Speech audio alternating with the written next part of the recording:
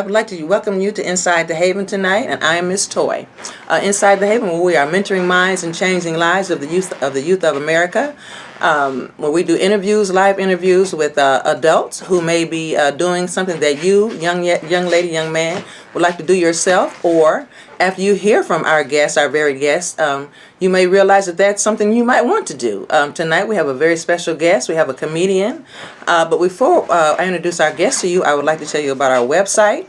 Our website is InsideTheHaven.com, and on the website, if you can't come into the studio and do a live interview, we welcome you to come and go to the website, and you can do an interview there. On Mondays, we feature interviews with youth ages 13 to 24. On Tuesdays, we feature news by, for, and about young people. On Wednesdays, we have feature interviews with adults, once again, career-minded or business professionals, again, who may be doing what you want to do or what you're already doing. And on Thursdays, it's commentary from myself, sort of like what did we learn during the week from our adults and our youth.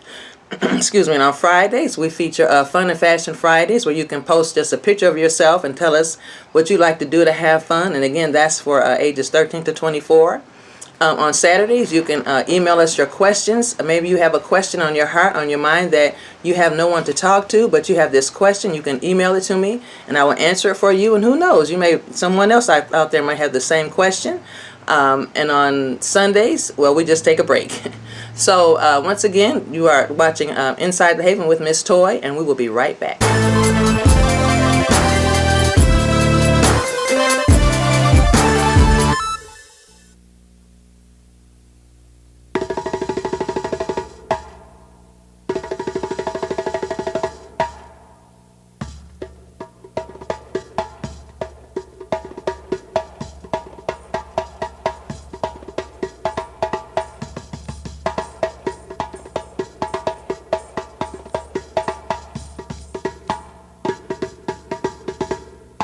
Only on public access. No more pencils, no more books, no more teachers, dirty looks. School's out for summer. What this place needed was better graduation rates. So we worked with schools like Henry Ford High, and now they're up 18%. To help us do more good this year, go to unitedway.org, because great things happen when we live united.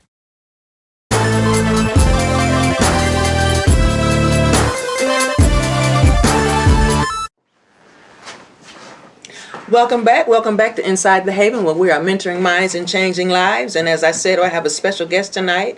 I have the world famous, awesome Brian McCree here, comedian Brian McCree. And Brian McCree, and actually what they call full disclosure, this is my first cousin, Brian. Brian, like I said, Brian is a comedian, and I went to hear Brian, and I was just floored. I mean, I don't want to say I couldn't believe it, but I've always known Brian was a comedian, but I had never heard his comedy.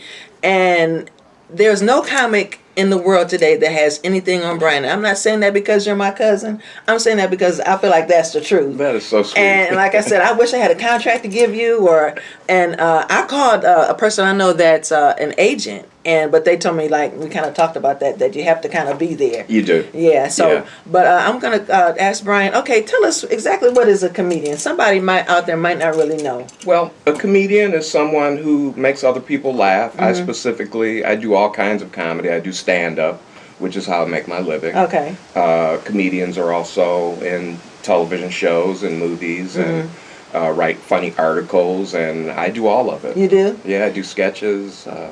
Yeah, anything comedy related, I'm into it. Okay, so how long have you been a comedian in comedy? Been a comedian for 35 years now. Okay.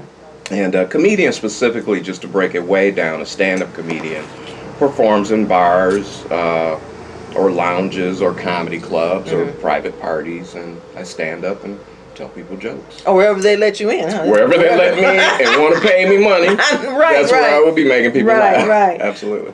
So how old were you when you realized this is what you wanted to do? Or is this something you just kind of fell into, or was it on purpose? Did you see someone that on TV or something that made you know this is what you wanted to do? What happened? Well, when I was 2, I can remember watching Sidney Poitier movies. Okay. So I knew early on I wanted to be an actor. And I used to tell myself I wanted to be an actor. I want to be like Sidney Poitier. So then when I actually started taking those steps to become an actor, I realized very quickly that actors don't work all the time. And I grew up around a lot of funny people. Your father, He was funny. my Uncle Clyde, Right. was hysterical. Right. His father, our grandfather, Right. was also hilarious. My brothers, everybody in our neighborhood seemed to be funny. Okay. So I grew up around funny people, and being the smallest of my family and in my neighborhood, it became my defense mechanism. Okay. So after quitting my day job to act full time, I realized I couldn't get work all the time. So I started thinking about doing stand-up. And because with stand-up, if you get good enough, you can go out to a comedy club and showcase your skills, and they would give you a booking. So back up. You said you had a job, but you quit the day job. So about how old were you, or where were you at in your life at that time? When I quit my day job finally, well, let me take it way back. What did you do in your day job? I was an office machine repairman. Okay. I used to fix the old school IBM Selectric typewriters with the ball. At my father's request, Okay. I went to a trade school because Okay. I wanted to act. I wanted to go to school for theater, and my dad. Did he try out of love? Did he try to discourage you? Maybe trying to protect you? He did, and he was in show business himself, but Right. he also had his day job and he had businesses.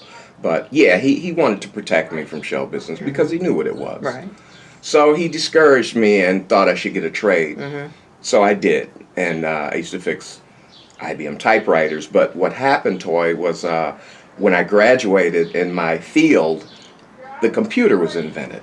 And pretty much made my career obsolete. And I did it for years, and I could have still been in it, but I would have had to go back to school, learn how to do copiers and all this new technology stuff.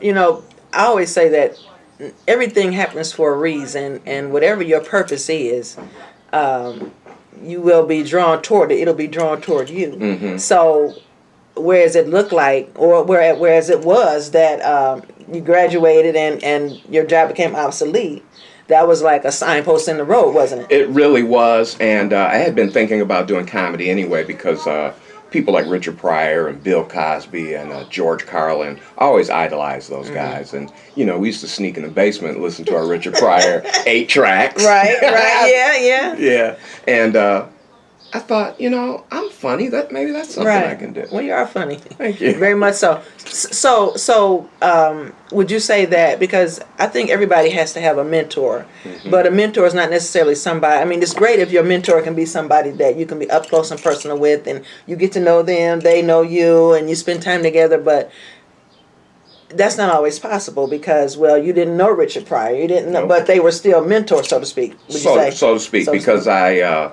kind of modeled my act around Richard Pryor's style, very, very physical, and a lot of act outs, which let me use my acting ability. So that's actually how I write and perform today. I write stuff that I can act out.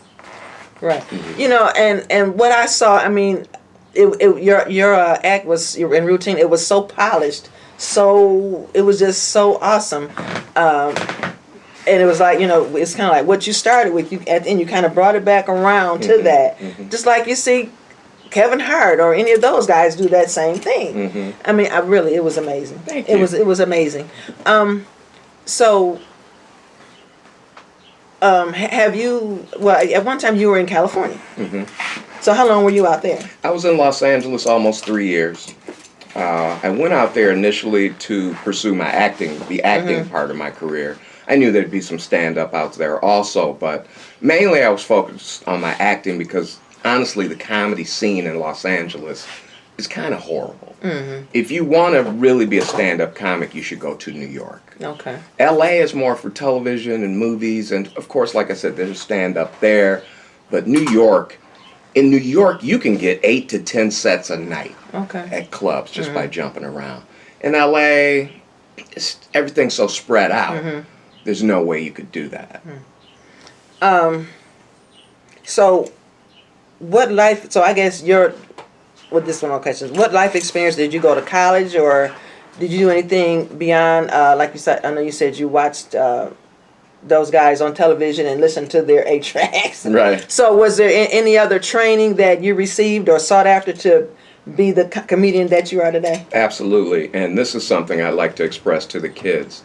I did a lot of free stuff. A lot of free Me too. Right? A lot of free shows. And the only reason That allowed you to hone your craft. it did. Right. And the only reason I say that is because so many of the youth today, they want to start here. Right. They don't want to put the time in. And with social media, they can immediately put themselves out to the world. But I did it the old-fashioned way. Back then, there was a structure. You start out emceeing shows, you move up to feature, which MC does 10 to 15 minutes, hosts the show. Okay. The feature act does 20 to 30 minutes. He warms things up for the headliner. Then the headliner will come on. So how long does the headliner have? Headliner does 45 minutes to an hour. Okay. Yeah, So, your show yes. seemed to be like about an hour, or maybe a little more. That's what it kind of felt like. It was about an hour. Okay. Yeah. And so, yeah, I did a lot of free shows. And I was fortunate enough, the time I came through comedy, comics would help you. So a lot of the headliners were very nice to me, and they would guide me, and they would mentor me. Okay, with that, we're going to stop right here, and we usually have a portion what I call encouragement. I have what's called encouragement cards, and this one here says, "Forgive yourself, then you can forgive others also." What mistake, you young man, young lady, what mistake have you made? I know, as a young person, a lot of times we feel invincible, that, we can do anything, but at the same time, we make mistakes. And the younger you are, you kind of feel like, maybe you made a mistake, it's here or there, or, and feel like a mistake can make you feel like it's the absolute end of the world. I know as a young person, I made a big mistake doing something that I shouldn't have did. I almost it could have took me to prison, but and I felt like that, like it was the end of the world and life was just over. But I had to come to a place where I had to forgive myself for that, and because if I hadn't, it would have stifled my growth. I wouldn't be able to be and do who I am today if I had not forgiven myself. That was a bug. You're not just freaking I out. want to be waving. Yeah. So I had to forgive myself, and that allowed me to not hold grudges against other people. So what have you done? What mistake have you made that you need to let go of and forgive yourself and even forget it? It's in the past. Let it go. Tell it bye and move on. Okay? Okay.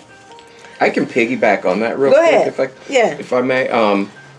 Failure is good. It's good. You learn from it. It's experience. You never learn, like being a stand-up comedian, you never learn when you have a great set. You learn when you fail, when you have a bad set.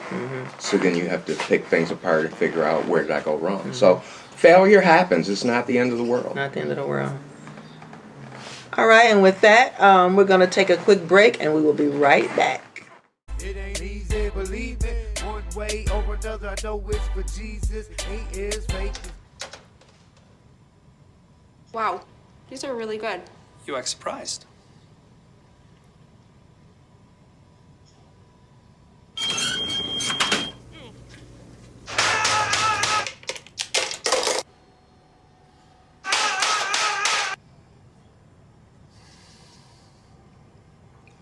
Practice makes perfect. You don't have to be perfect to be a perfect parent. There are thousands of teens in foster care who don't need perfection. They need you.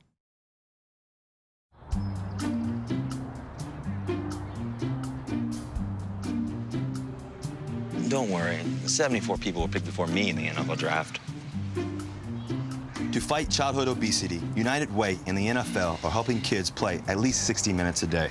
Okay, time for the team obstacle course. Yay! What this place needs is more healthy kids. To get involved or donate, go to unitedway.org/play60. Now I get it.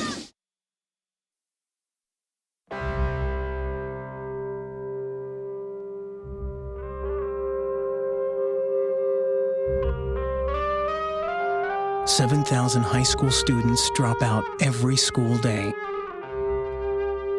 That's a line of desks more than 4 miles long. we can keep Metro Detroit students in school. Visit boostup.org and take the first step. I already knew that I was going to go to college, from a young age. I definitely want to major in political science, become the mayor or something, make the situation better for other people. My name is Justin, and I am your dividend.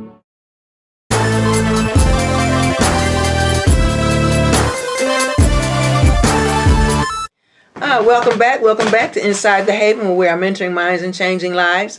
Right here, I want to give a shout out to all the graduates that have graduated this year. We congratulate you, we salute you, and we will look forward to hearing from some of you all. Send us an email and let us know how you're doing. You can email us at insidethehaven@gmail.com. Let us know how you're doing. Let us know what colleges you're going to, what trade or vocational school you're going to, or just email me and say, hi, Miss Toy, especially if I've worked with you in the past. I'd love to hear from you. And once again, congratulations on all your future endeavors. So we're still here with Brian McCree and talking about comedy, being a comedian. And so, now what obstacles have you had to overcome to be who you are? My biggest obstacle has probably been my health. Okay. I, as you know, suffer from sickle cell anemia. And with comedy, it's a lot of traveling. It's a lot of pressure sometimes. If you have big shows, you worry about them. You worry about getting to your destination. So just overcoming my disability has been my biggest obstacle. Okay. But it didn't stop you. It hasn't stopped you. Of course not. Right. I won't let it stop me. Right. No. It's You just, have to keep going. You got to keep going. So do you find this, being in comedy and being a comedian, do you find it to be fulfilling? You know what? I tell my wife this all the time. When I'm on that stage, I'm free. I'm pain-free. I have no ailments.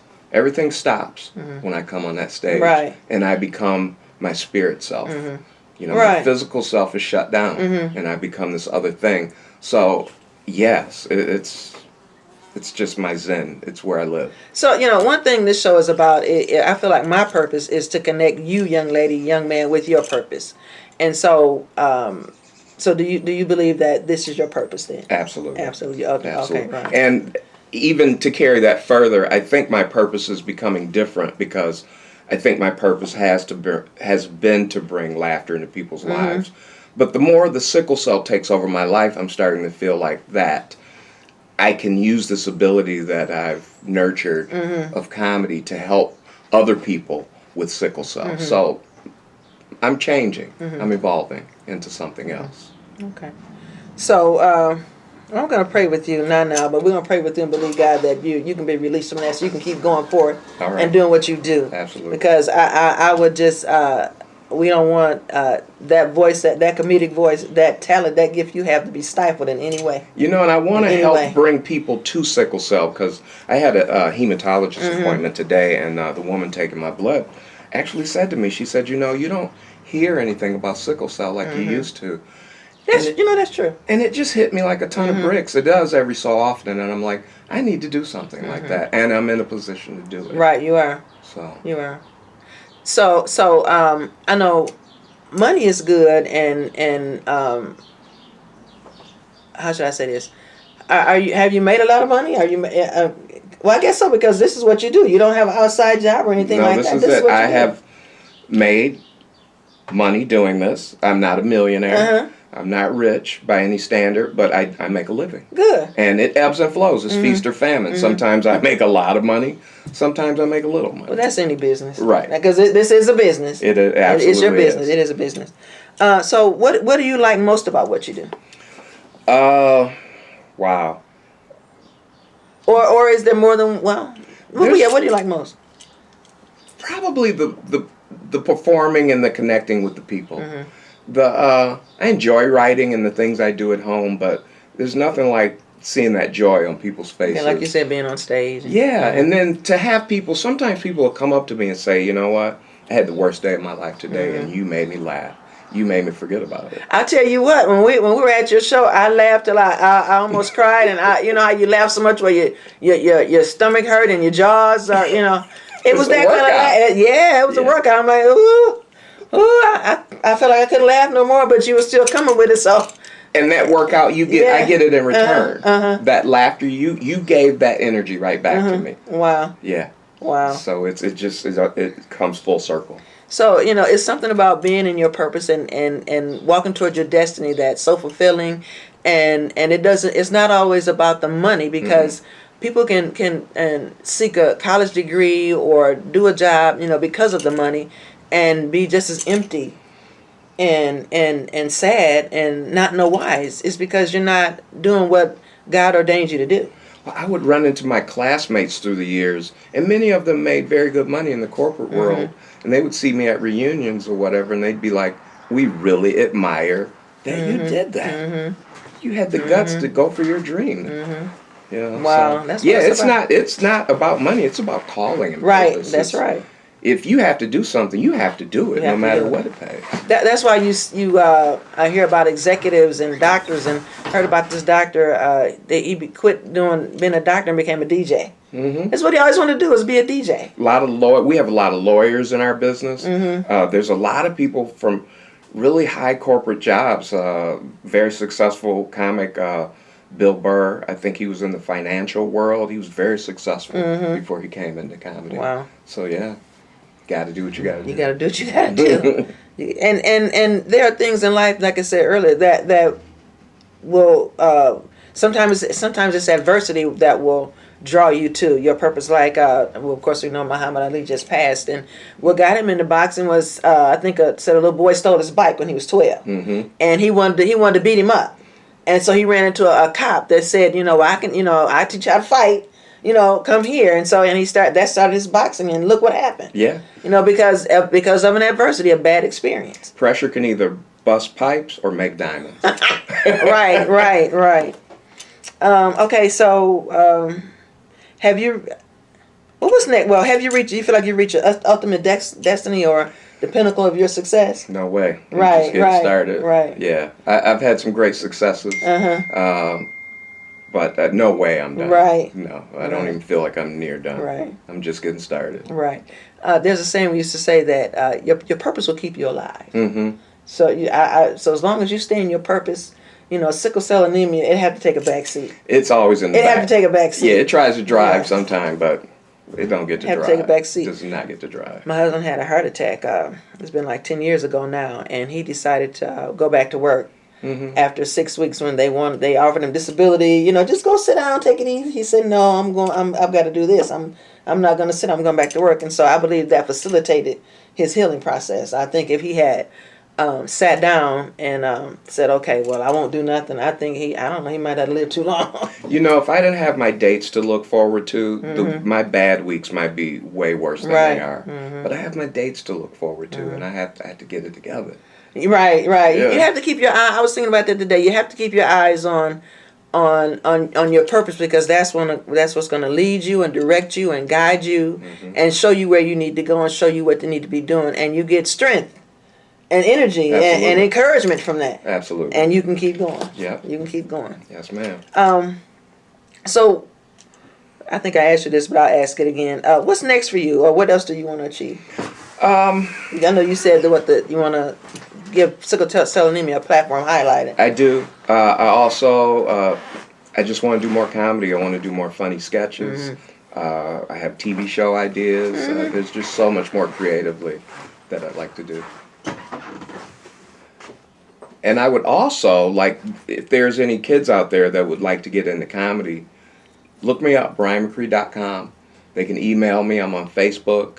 I'm accessible. Right. So he's on my website too. He did an interview on my website, and so if what I'm looking for the website is if maybe other comedians out there, or and so kids can, if they punch in through the search, they can punch in comedian and you'll come up. Oh, okay. InsideTheHaven.com. You can go to his website, brianmccree.com. I'm sorry, and get an extensive amount of information about Brian.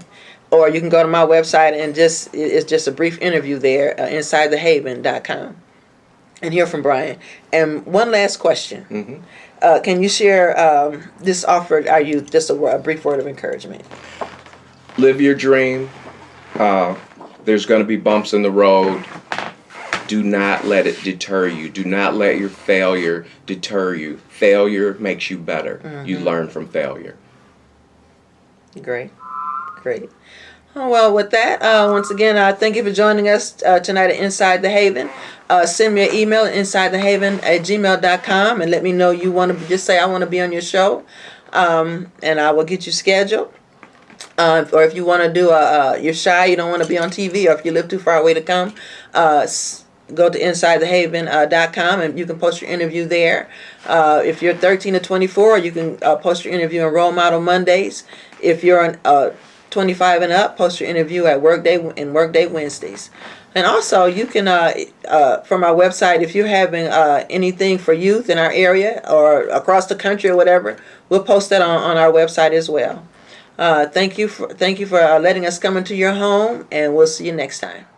Believe it one way or another. I know it's for Jesus. He is faith as big as a mustard seed. I already knew that I was going to go to college, from a young age. I definitely want to major in political science, become the mayor or something, make the situation better for other people. My name is Justin, and I am your dividend.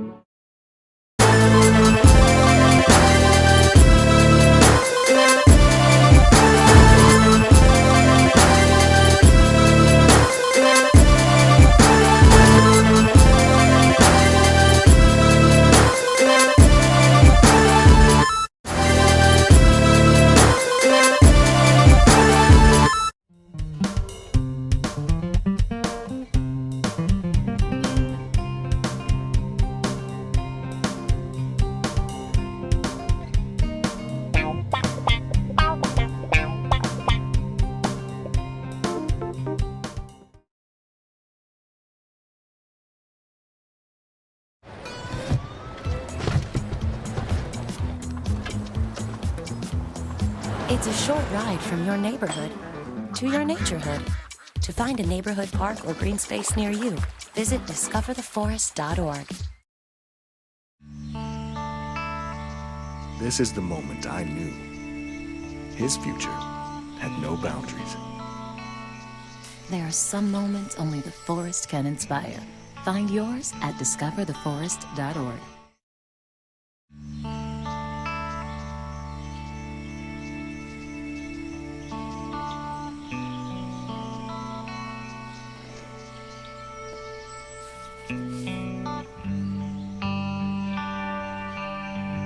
This is the moment I knew his future had no boundaries. There are some moments only the forest can inspire. Find yours at discovertheforest.org.